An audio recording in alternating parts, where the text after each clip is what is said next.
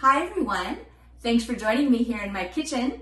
When I was out at the market today, I saw a good deal on spare ribs, so I decided to make some Chinese comfort food. I've been making black bean sauce spare ribs, seems like my whole life. It's definitely a Cantonese staple. But recently I found a recipe that uses the Instapot to use the pressure cooker to make these spare ribs in short time. So instead of cooking them for like an hour and a half to get them tender enough to eat, I'm making them in the Instapot and they're ready in a half an hour. So come eat with me, Lorianne and Lee, as we make black bean sauce spareribs, siege up paikwat. And as an extra added bonus, I'll show you how to make some sauteed pea leaves, which is a great green leafy side dish to go with my rice and black bean sauce spare ribs. To make Chinese black bean sauce spare ribs, you will probably need to go to an Asian market to get some spare ribs because they are cut differently than traditional pork spare ribs you would find in your grocery store. So this is a package, a little bit under 2 pounds of pork spare ribs. You can see that the bones are running this direction, and so they're cut into strips, and we're just going to use a knife to separate those. But these are the pork spare ribs that you will need to get from an Asian market. And then as far as the ingredients for the sauce and marinade, we will be using soy sauce, Shaoxing cooking wine, that's Chinese cooking wine that is made from rice. We will use a little bit of potato starch, some chili garlic sauce, salt, white pepper, sugar, garlic, ginger, a little sesame oil for finishing. I will also garnish with green onions at the end, but the star ingredient are these salted black beans, so salted fermented black beans, which you will need to find in the Asian grocery store. I keep mine in a resealable plastic bag just to keep them protected. But salted black beans, the ingredients are just black beans and salt. And they're very salty. They are very flavorful. You don't need a lot. For this recipe, I'm using 3 tablespoons of the dried black beans. And the first thing I need to do is I'm going to soak these in hot water. I don't need to boil it, but just hot water from the tap. I'll just cover it and let them rehydrate and soften up a little bit before I get cooking. As far as special kitchen toys, I am going to use my 6-quart Instapot. It is a pressure cooker, which means it will be able to cook the spare ribs much faster than my old school method of just cooking it on the stove. If you don't have a pressure cooker, you can still definitely make this on the stovetop. That's actually how I used to make black bean sauce spare ribs all the time, is just in a pot. But when I found this recipe using the Instapot, it made it so much better because I could eat quicker.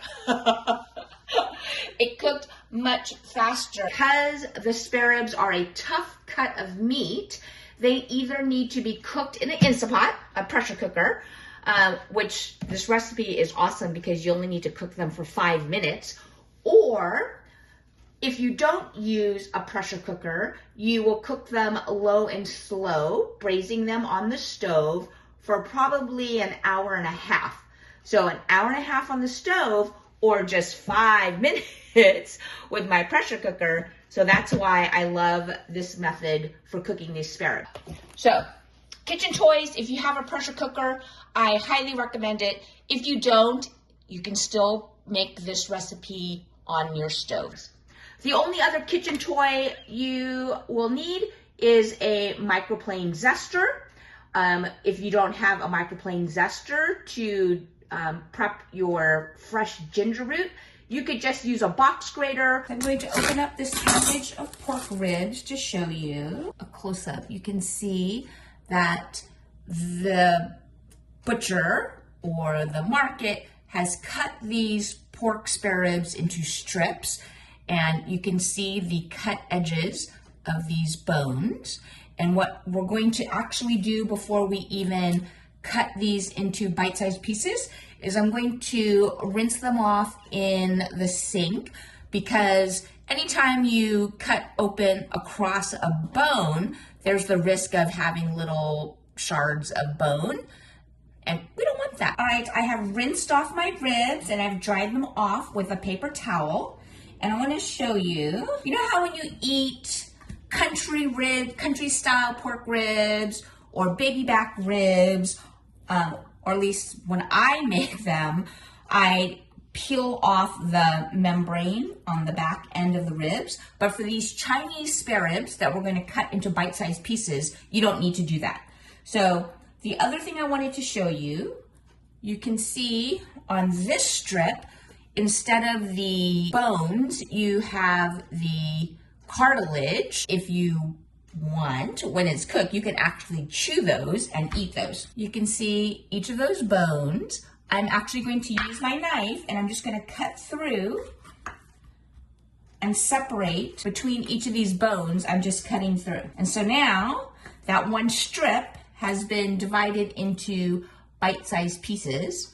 So I'm just tossing these into a large bowl. If you want, you could use a Ziploc bag for this, because after I cut these, I'm going to coat them with some potato starch and salt and pepper, and that will help thicken our sauce, the gravy. Okay, so you can see how easy it is to split these ribs into bite-sized pieces. So all of these ribs going into this bowl, and now I'm gonna wash my hands because I just touched raw pork. To my spare ribs, I'm going to add 1/8 of a teaspoon of white pepper. 1/8. I want 1 teaspoon of kosher salt, and then 1 tablespoon of potato starch. Using a gloved hand to mix all of that up, I just want to try and get a nice dry coating of the potato starch on all of the edges of each spare rib. Okay, that's all there is for the meat. I'm just going to set this aside. I can get rid of the glove now. And when I washed my hands, I also washed my cutting board and my knife because I didn't want any cross-contamination. I want to move on quickly. I'm not using that same cutting board because it's all wet. I'm going to use this cutting board.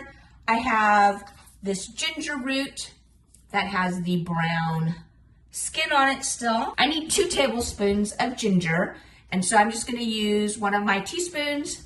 I'm going to scrape the skin of the ginger off. I love using a teaspoon to help me peel off all of that brown from my ginger because it just does it so quickly. I used to, when I was growing up, when I used ginger, I used a vegetable peeler, and using a teaspoon is so much easier and it's so quick. And it does such an efficient job because it doesn't peel away a lot of the flesh of the ginger. It is literally just that layer of brown. Okay, this is about 2 inches, a 2-inch piece that I've peeled. And now I'm going to use my microplane zester, and I'm going to grate some fresh ginger. And if I lift up and tap it gently on my cutting board, you can now see all of that freshly grated ginger. That is about 1 tablespoon.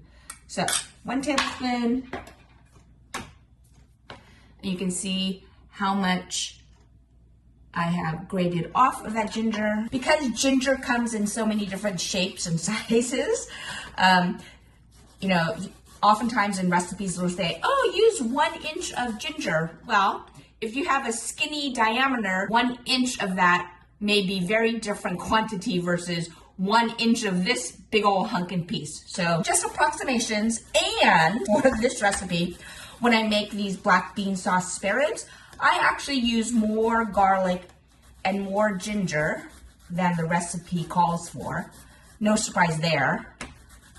As a lover of Chinese food, I often tweak recipes and frequently double the amount of garlic and ginger I use. Looks like I have 2 tablespoons of ginger and even more garlic, so I think I'm going to continue zesting to use up all of this exposed ginger. All right, I have about 3 tablespoons of freshly zested ginger, and I would say 3 tablespoons of minced garlic. And now you can see I have grated down that ginger to where I peeled back the brown outer layer.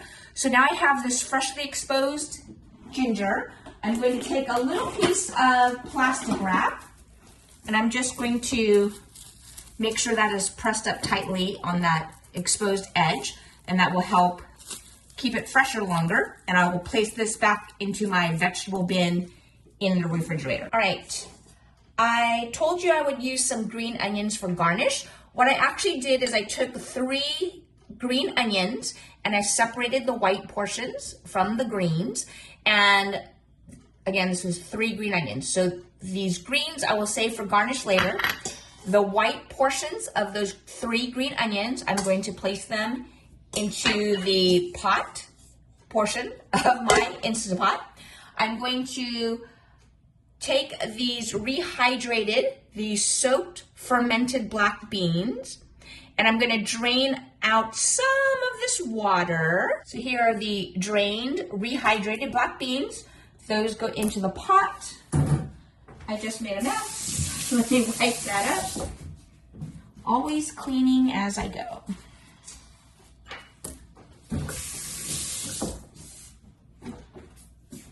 All right, so I have the white portions of those green onions. I have those soaked 3 tablespoons of black beans. I'm adding in my grated ginger and minced garlic. The recipe calls for 2 tablespoons each. I am using 3 because that's how I roll.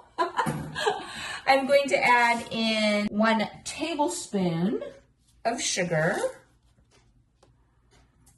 I need 2 teaspoons of this chili garlic sauce.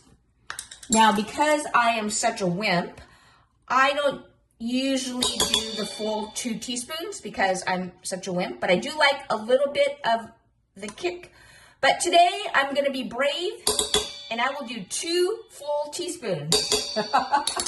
We'll see how sweaty I get later. Now I'm also going to add in my soy sauce, and I want 3 tablespoons of soy sauce. 1, 2, 3 tablespoons of soy sauce. And I need 3 tablespoons of my Shaoxing cooking wine. Again, once you buy these Chinese staples like soy sauce, Shaoxing cooking wine, sesame oil, you will just use them all the time. You can see what that looks like. Let me just give that a little stir. That is going to be so flavorful and aromatic. And now I'm going to add those spare ribs, which we already coated in potato starch, salt, and white pepper. Give these a stir so that the spare ribs are covered in that delicious, flavorful coating of black beans and garlic and ginger and oh, yum. I'm starting to salivate already, just smelling this and thinking about the finished product. Okay, now that those are coated, I'm going to place this into my Instant Pot. And I'm going to actually cook this on high pressure for 5 minutes. All right, I just placed the interior pot into my Instant Pot. I placed my silicone ring in. I pushed it down to make sure it gets a good tight seal. Pressing the guard in. placing the valve knob on the outside, making sure that it goes to sealing, not venting. We don't want it to be venting while it's cooking. So pressing it up to sealing. So the recipe only requires 5 minutes, but some of these ribs were pretty fat. So I'm going to do 10 minutes. So I'm going to hit manual, and I'm just going to make this count backwards until it gets to 10. And that's all I need to do. Once this comes up to full pressure, it will cook the ribs for 10 minutes. It will beep, and that will let me know that it's ready. Now, one of the things that I've had to realize when I first bought my Instapot, like years ago, everyone said how fast everything cooks, right? But the timing on recipes, like if it says cook for 10 minutes, that's 10 minutes after the contents inside the pot come up to full pressure. And it typically takes 20 minutes for whatever's inside to come up to full pressure. So make sure you have realistic expectations. And so even though I want to cook these ribs for 10 minutes, the total time is going to be longer than 10 minutes. It's going to be about 30 minutes before it beeps and tells me that my 10 minutes of high pressure cooking is done. So I just set that. It'll probably take about 20 minutes to come up to pressure, and then it will cook for 10 minutes, and then we can eat. All right, my Instapot is ready. It took about 15 minutes for it to come up to full pressure. Then it cooked for 10 minutes. Then I got distracted doing something else. So it did a natural release. I didn't need to vent it at all. Okay, so I can see, oh, it smells so good. Yum. The garlic and ginger with the black beans smell fantastic. All right, I want to show you. This one, you can see that the membrane has pulled away from this bone.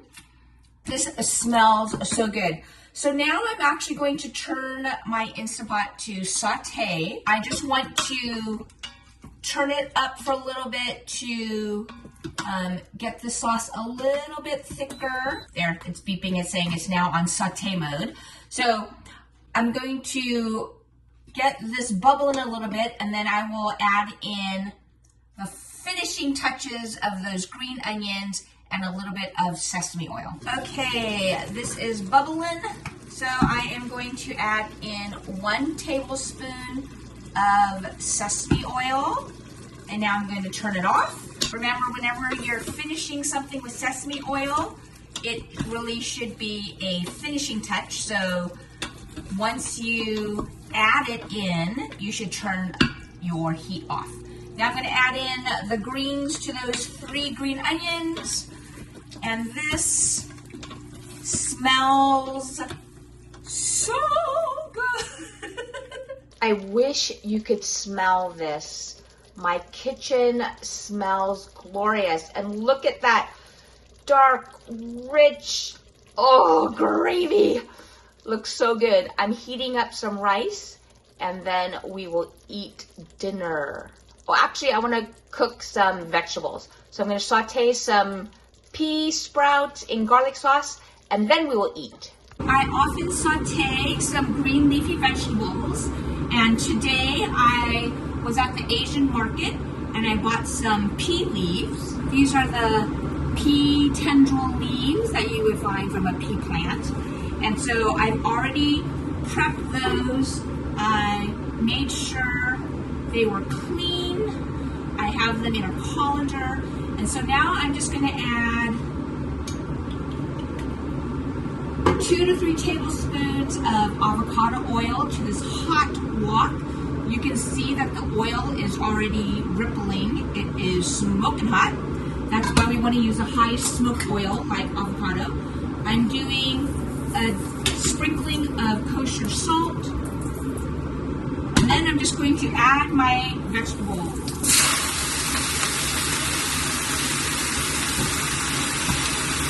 using tongs to move it around.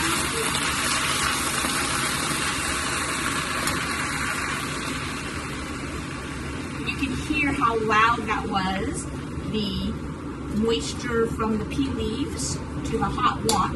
If you don't have a wok, it's right. You can just use a large skillet.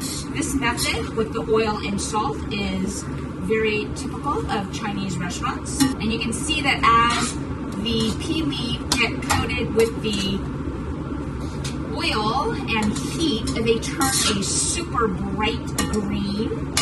I actually have one of my frozen portion pieces of minced garlic, so I'm just going to throw that in. And now I'm just going to cover this. I have this lid so that the vegetables can get steamed in that dome, and then we will eat. It's that simple, nothing else to do. Alright, I'm going to give these a stir, and you can see how much the vegetables shrunk. They are no longer at the top of the wok. And you can see all of that liquid that has come out of the vegetables. Look how much shrinkage we have. Okay, that's it. These are done. Oh man, those black bean sauce spareribs with that garlic sauteed pea sprouts and a little bit of rice. I am drooling.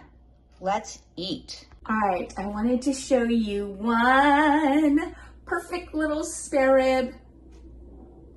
Fatty, chewy, savory pork spare rib lacquered in a garlicky ginger black bean sauce. Now, the way that I typically eat these is I'll stab it with my fork and then I will lick the sauce off of both ends of the bone. That garlic and ginger and black bean sauce is so tasty. And then, because I use the full 2 teaspoons of that chili sauce, it's a little bit spicy for me. I'm a big wimp when it comes to spices, but it's so tasty. So yes, I'm sweating a little bit from the spice level, but I can't stop eating these because it's so flavorful. So, similarly to like, maybe if you're eating barbecue ribs or something, where you suck the sauce off first. So tasty. And you can see how the membrane is pulling away from the back of that spare rib. I'm actually going to use my fingers. So I'm going to take a bite. And pull the meat off the bone. It's so good. Like, I just want a bowl of rice.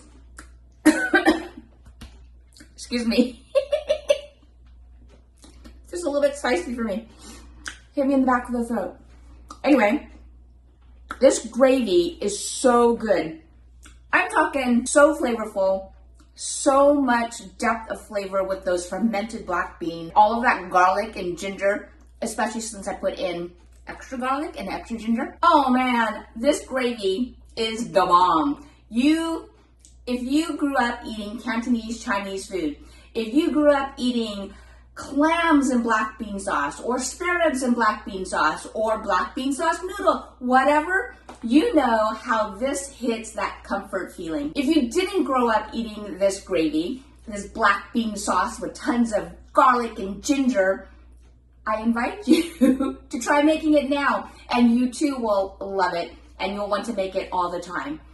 Anytime I can have rice and have some of this gravy on top of it, yes please, I will do it. The meat, I cooked it for 10 minutes on high pressure in the pressure cooker, and the meat is not like falling off the bone, tender, soft like short ribs, you're braising short ribs. They still have a chew, And that's part of the great texture because you get the membrane and the fat and the cartilage, and it's very yummy. I hope that you can sense my enthusiasm and excitement and love for this gravy and these spare ribs in black bean sauce, and that you would want to make them yourself. Super easy. You pretty much just throw it all in the pot. Cook up a pot of rice. You could eat this over noodles. It just goes so well with rice because then the rice just absorbs all of that gravy and you get the freshness of the green onion garnish. Oh, so good. My stomach is very happy right now. I hope that you want to try it too. Don't forget to like and subscribe. Check out this other video where I made shrimp and lobster sauce over rice that also use those fermented black beans. I'm telling you, once you try them, you will be hooked too. Thanks again for joining me. Come eat with me, Lorianne Lee.